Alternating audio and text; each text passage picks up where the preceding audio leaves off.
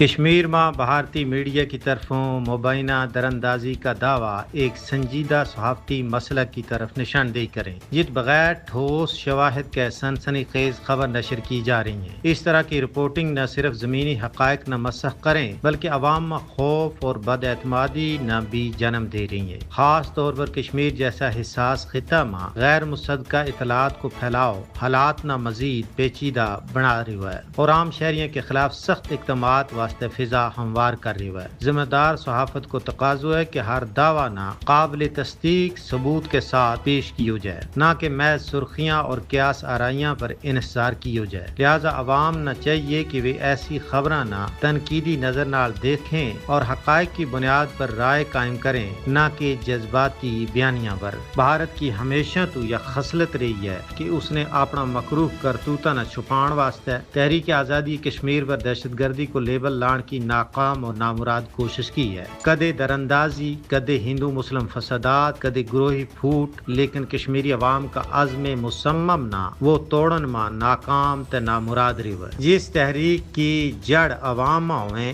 اس نے اس طرح کا مکروہ منصوبہ اور پروپیگنڈا کے ذریعے کدے بھی دباؤ نہیں جا سکتو۔ بھارت لکھ جتن کرے وہ کشمیر میں چلنے والی آزادی کی مقدس اور محترم تحریک نہ کسی بھی صورت میں دبا نہیں سکتا ہے۔ کشمیری عوام نے یہ تہیہ کی ہے کہ خون کا آخری قطرہ تک یا مقدس جد و جہد جاری و ساری رکھی جائے گی۔